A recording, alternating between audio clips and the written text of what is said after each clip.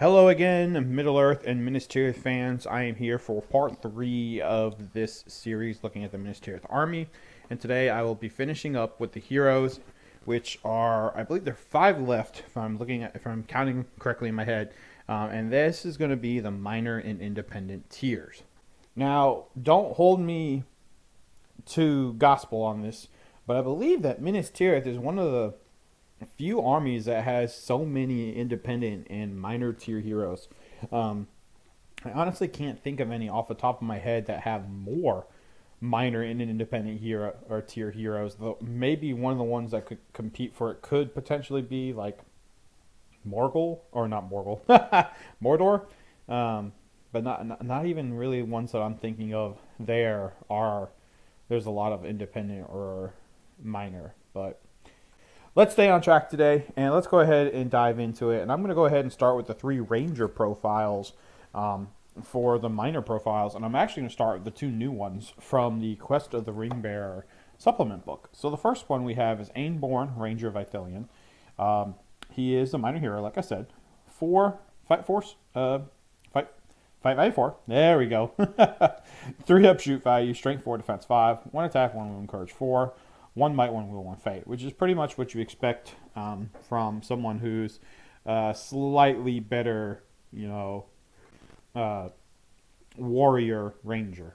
He's a named warrior, pretty much, and that's why he's got these little bit better stats when it comes to like defense and strength and courage. So he has armor, sword, and bow. He can call a heroic accuracy. He has woodland creature, and he has lethal aim for his second special rule. And that is a really good special rule.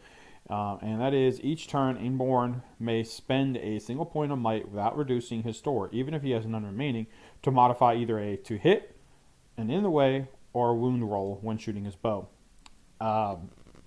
That's really good. I mean, he's a shooter. He's got 1 point of might, so you're going to probably try and use that to get a cheeky wound against somebody. So now you get another point of might as well on top of that, where like you can go ahead and get like some early turn burn with him and roll a hit, roll the in the ways if you need be, and then go ahead and burn that freebie point of might and his 1 point of might to potentially get a 6 to wound somebody if needed. So really cool there. I really like that special ability. He is definitely the one you see taken more often than his new counterpart in the book, and that is Moblong, Ranger of Ithilien, who is fight value 4, strength 4, defense 5, 1 attack, 1 wound, courage 4, 1 might, 1 wound, 1 fate. So exact same profile pretty much, just a different name. Same war gear, same action, woodland creature as well, and then he has bird calls. So Moblong and any rangers of Gundor within 6 inches of him, including Faramir, Madril, Damroard, and Aenborn, gain the Stalk Unseen special rule. Additionally, enemy models targeted by a shooting attack from Moblong or any rangers of Gondor within 6 inches of him, including those named heroes again, do not benefit from the Stalk Unseen special rule for the duration of that shooting attack. So that's pretty good. Basically, they get Stalk Unseen it's Elven Cloak. Essentially, they get Elven Cloak and they can negate Elven Cloak. So really cool special rule. Might start seeing him a little bit more actually, because of the fact that there seems to be, from what I'm hearing, the buzz in the community, there seems to be a rise in Rivendell armies. So you could see him a little bit more, which would be nice because I like these new models. I have both of them. I've played with both of them. Aenborn is amazing. Never really used the bird calls or had to use the bird calls. Because mostly it's when I've played Rangers of Ithilien, and most armies aren't really trying to shoot back at me. They're trying to get me into combat so I can stop shooting them. But moving on, I'll talk about that another day. The final minor ranger that we have is Damroard, Ranger of Ithilien, and he has the exact same profile as the other 2 when it comes to fight value, shoot value, strength, defense, wounds, attacks, courage, might, will, fate. Same war gear at armor, sword, and bow. Heroic accuracy for his 1 heroic. And he only has 1 special rule, and that is woodland creature. They did the new ones for the new models in the supplement, and I do like the fact that they've added those little extra bonuses. They are paying for it, though. So Damroard is definitely cheaper. And Damroard is one that, I still think he's pretty popular. Maybe not as popular as he used to be, but he used to be a great, minor hero you could take to pop in 6 Rangers with him and just have 7 guys popping, strength 2 bows. And he's got a point of might, so maybe he uses it to do that heroic accuracy where he shoots through with his other 6 guys to potentially threaten or take down or take off, a hero, a wound, a monster, a mount, something like that. So pretty good model still. All right, the last minor hero we have is Baragon, Guard of the Citadel. He is fight value 4, strength 3, forget that. Fight value 4, shoot value 3 up. There we go. Strength 4. There, that makes more sense. Defense 6, 1 attack, 1 wound, courage 4. Same thing. He had might, will, fate, 1 each. He has heavy armor, sword, and longbow. So no shield for him, but since he is a named warrior model, the regular warriors in Minas Tirith have defense 5, so he gets defense 6. He has heroic accuracy, and he can take a horse, and he has bodyguard first special rules. So he's actually a very interesting one that people also used to take a lot because you could put him on a horse, and with that shoot 2 up there. I'm really suffering on the shoot value today. On the 3 up shoot value, there we go, guys. He would be really good for running around and kiting and popping shots because the longbow is strength 3, for those who don't know. And having the ability, and with bodyguard too, he can hold an objective. So very good for a domination, capture and control. Like capture and control is a newer scenario. So I'm thinking back like all the way to 2017 was the last time I saw him played. In this way where we were playing domination and there was an objective marker my opponent was controlling at the back part of his board. When he had Baragon on his horse, he had the really nice the unreleased miniatures model mounted, which if any of you guys have never seen that, go check it out. It's a really cool model. I actually have it and I really like it. A really great way to get Baragon on a horse without trying to do some crazy proxy to a warrior Minas Tirith, or a knight of Minas Tirith, I mean. But he was using him to hold that objective and just pop out one way or the other, moving that 5 inches or less, and popping a strength 3 shot on a 4 up with a point of might behind it. And then he didn't really have to worry about him fleeing because he had Aragorn as his leader, so bodyguarded to Aragorn. It's not like you're going to have to worry about a courage check if you're broken, and you're not going to have to worry about a terror check if for whatever reason a terror model gets back there. So he's a pretty cool model. I really like him. Unfortunately, I feel like with the new tier system, he's kind of been dropped off the face of the earth. And that's kind of the same thing with Damroard. Like before the new tier system came out in 2018, Damroard and Baragon used to be a lot better because they were cheap heroes, similar to what I was talking about when I talked about Denethor in the first video. You could take them relatively cheap and hoard out guys because they could still lead 12, and that was really good. But moving along, we have the final hero, and that is Peregrine Took, Guard of the Citadel. He is independent. He's fight value 3, 3 up shoot value, strength 2, defense 4, 1 attack, 1 wound, courage 4, 1 might, 1 will, 2 fate. He has armor and a dagger.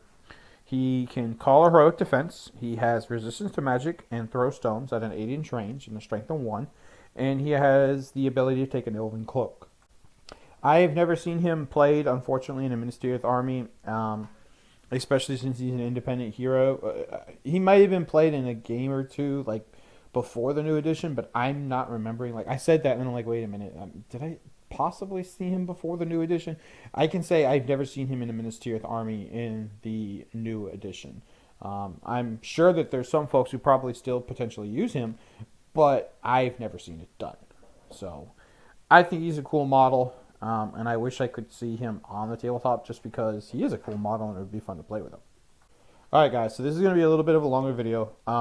I'm going to go ahead and cover all of the warriors since I talked about a few of the there's so few of the hero profiles to cover. So I'm going to go ahead and talk about this, and we're going to cover these pretty quickly because a lot of them have very similar stats. So the Warrior Minas Tirith is Fight 3, 4 upshoot value, Strength 3, Defense 5, 1 attack, 1 wound, Courage 3, heavy armor and a sword, Warhorn, banner, bow, shield, and spear for upgrades, and he has shield wall.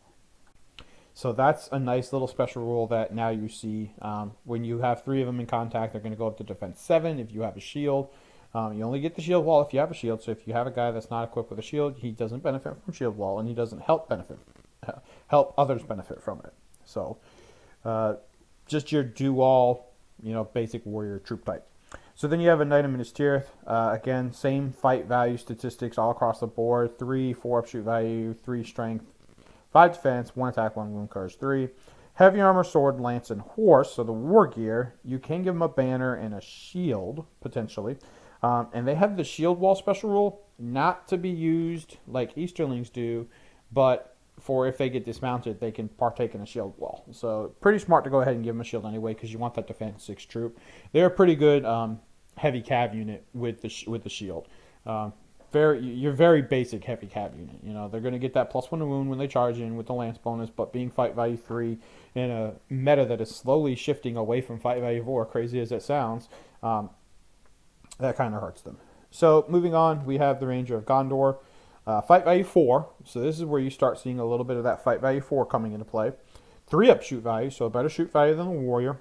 Strength of 3, defense of 4, so you've lost the point of defense, which makes sense because they do not have heavy armor. They only have regular armor in their profile, along with swords and bow, and then 1 attack, 1 courage 3, and then you can give them a spear as well, and that's their only potential upgrade. Those are guys that are really good to throw in for a cheaper Fight 4 support. Give them a spear, and they're the same cost as a warrior with spear and shield. So you're going to lose your shield wall with them, but you're going to gain fight value 4. So that's kind of where you have to decide.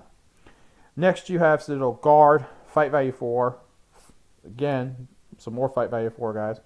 4 up shoot value, strength of 3, defense of 5, 1 attack, 1 wound, courage 3, heavy armor, sword, and spear. You can put them on a horse, and you can swap the spear for a longbow. So the longbow, again, is a strength 3. So they are a shoot value of 4.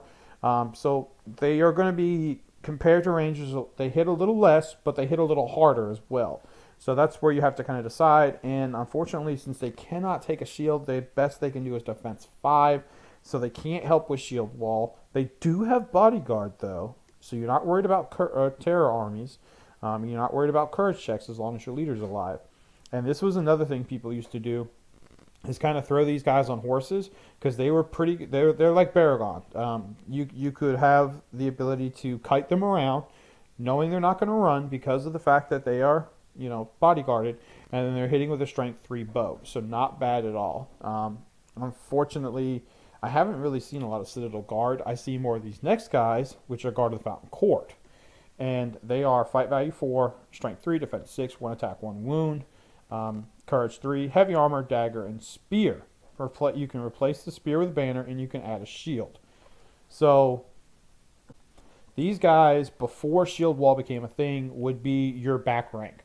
You'd have a defense 7 back rank because they automatically come with a spear.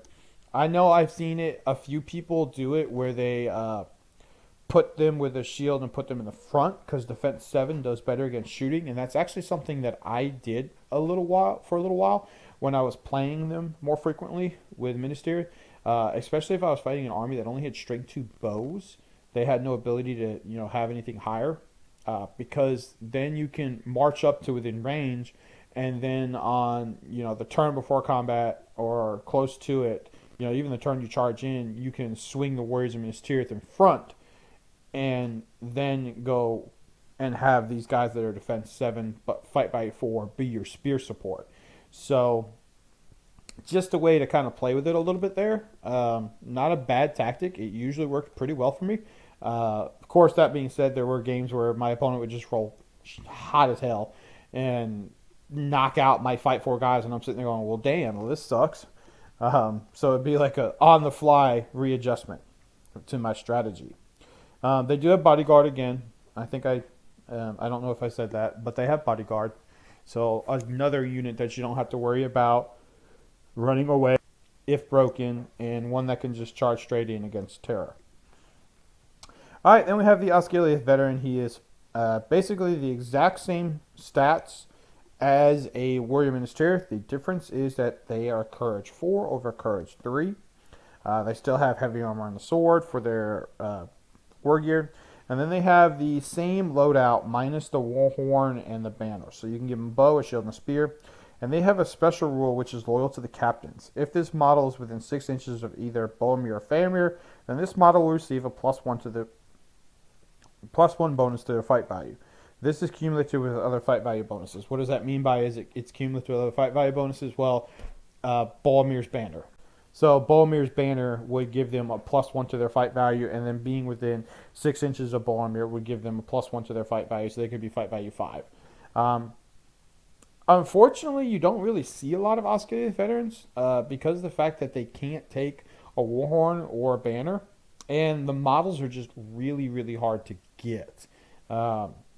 They are expensive, and I don't even know if they still make them in metal. Okay, I did a pause and a quick look. They are still provided in metal, but that's kind of why they're hard to get. They are expensive for 3 models, so it's kind of cost prohibitive to do like a full army with them. And I have seen people just proxy warriors in Minas Tirith. I've done it myself, to be fair. That is the easiest way to do it, in my opinion. If you're like me and you're not good at doing any sort of modifications or anything to your models, you just proxy. But they are really cool, and I do like that special ability to get them potentially to fight value 5. Okay, so we have 2 more profiles, and these are the siege weapons, which I'm not a super fan of siege weapons. I do think they have their places, and they are very good to counter a lot of things, especially War Beast. Grand Army of the South is really annoying when it comes to that really annoying, Moonmok leader. So a siege weapon is a good counter. I wouldn't say that it's a good counter, but it's a good way to attempt to counter that. Are you going to be able to do it exclusively with it? No, because they are underpointed. The big Moonmok's like 400 points, and a siege weapon, even the most expensive siege weapon being the Iron Hills Ballista, isn't even close to that. So let's go ahead and cover these 2 real quick, and that is the Gundor battle. The first one is the Gundor Battlecry Trebuchet. It is Strength 10, Defense 10, 3 wounds.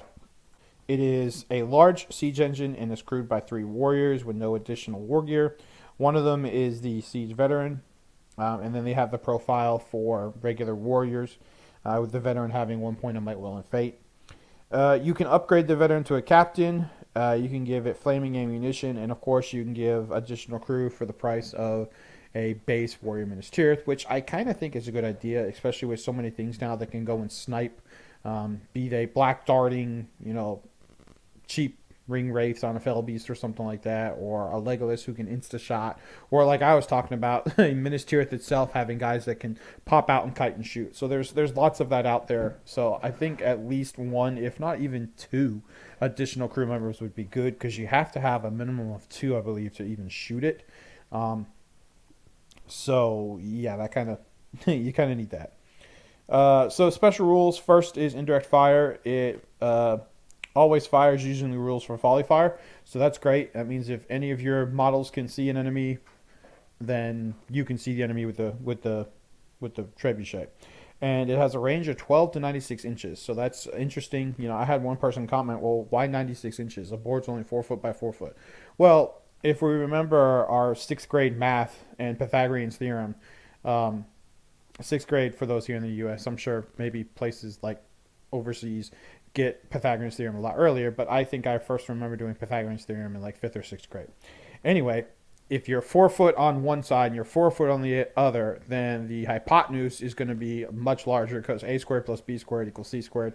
No, I'm not going to frickin' try and figure out what a squared, 4 foot squared plus 4 foot squared square root of that is to give you what the total thing. Go take your measuring tape and measure across. Anyway, you get my point. It's longer than 48 inches, which is really why you go ahead and stick this trebuchet, in a corner or wherever you want to put it, it's going to be able to hit anywhere on the board. Now, of course, with the minimum range, you're going to have to think about where you want to put it, because if you put it way, like dead center of the middle, then you kind of in trouble, because if your enemy gets like right in your face, you can't hit them. So something to think about there. So that's the first one. The second one is area of effect. If a trebuchet scores a hit against a battlefield target, all models within 2 inches of the target suffer 1 strength 5 hit and are knocked prone.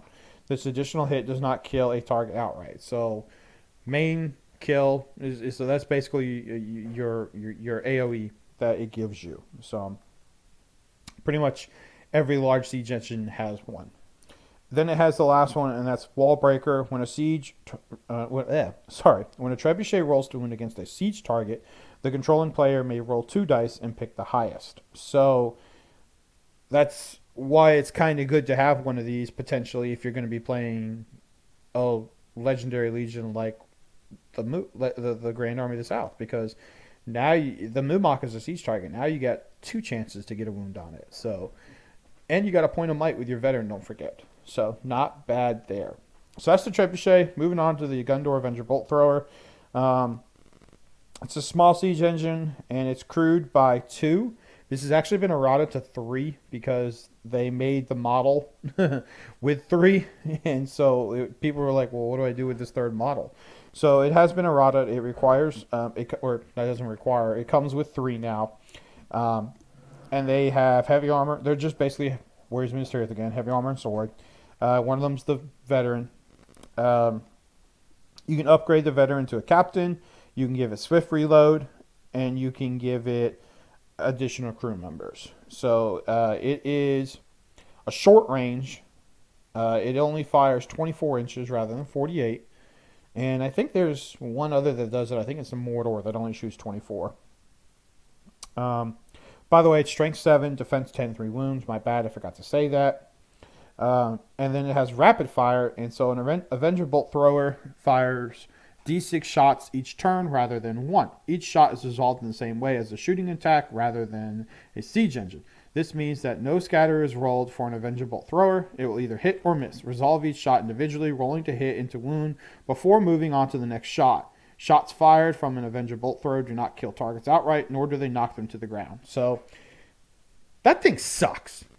So Swift Reload allows you to roll 2 dice when coming to determine the number of D6 shots you have. So if you roll 2 dice and the first one rolls and it's a 1, it's like, well, that sucks. But then the second one rolls and it's a 6, it's like, oh, hey, look, I get 6 shots.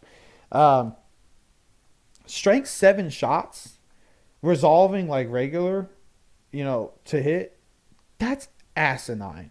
This thing needs a huge points increase, in my opinion. It is way too cheap for what it can do. One of these things could potentially get 6 strength 7 shots on somebody like, an Aragorn, or a Théoden, an Imrahil, an Elrond, a Galadriel. Galadriel might potentially have blinding light up, especially if it's from the White Council, but I'm just using big heroes here that have like 3 wounds and 3 fate. How about a Balrog? How about a Mumok again? This is actually one that I wouldn't mind using against a Mumok, just because strength 7 on defense 10, you're wounding on 6s, but you got a better chance of. Are they defense 10? Either way, defense 9, defense 10. I think actually it might be defense 8. Defense 7 base, and the Gnarled Hide gives them defense 8, I believe. So strength 7, you're wounding them on 5s. Okay, that's really cool. But really cheap for what you're paying for it. It's asininely undercosted. Now I'm sure there's somebody out there going, well, it's still a 50-50 hit or miss, and it only shoots 24 inches. Yeah, and it's a small siege engine, and so it's a siege engine period. It has to deploy in the back 6, but I mean that really hurts when you're trying to move your army up. That really hurts, and I have seen it too, where people have used these things and they've rolled hot. I mean, we've all probably played at some point that one guy who's played Goblin Town and then rolled, boxcars for his courage check, and then another boxcar or a 5 or something on the D3, goblins to bring in on top of it. It sucks when you go and you kill a bunch of guys and 8 more pop up. And you go kill a bunch of other and 7 more pop up. I don't think you can bring in 8, but you get my point. So it really sucked to have one of these things just rapid fire mow your guys down. And I've seen it happen, and it's just like, That thing's way underpointed for what it can do. It really is.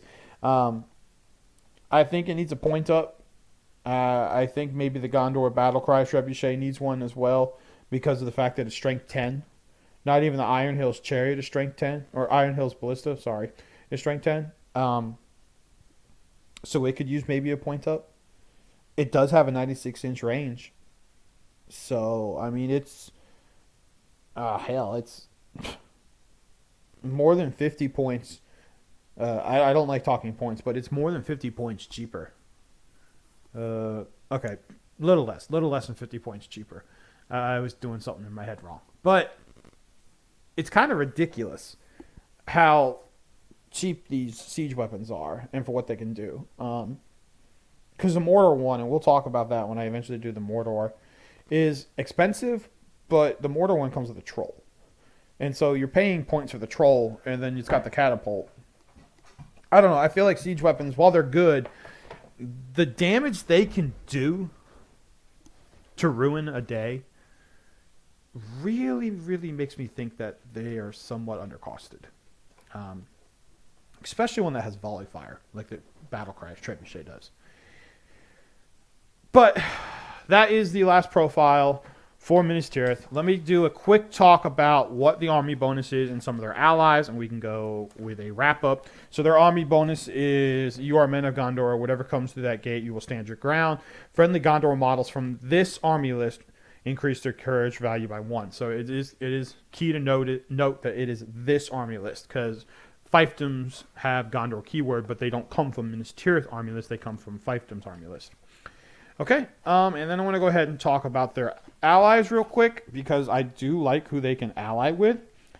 So they are, if I can find it, a green ally with the Dead of Dunharrow.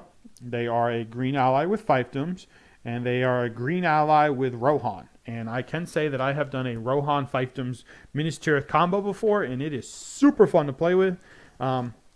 Haven't done it in a long time, just because of the fact that what I used to do was run Boromir with Imrahil and Durnhelm. Durnhelm being a minor hero, just let me bring 6, kiting light cav units, which was great at the time because they were able to still get the strength 4 on the charge per their army bonus.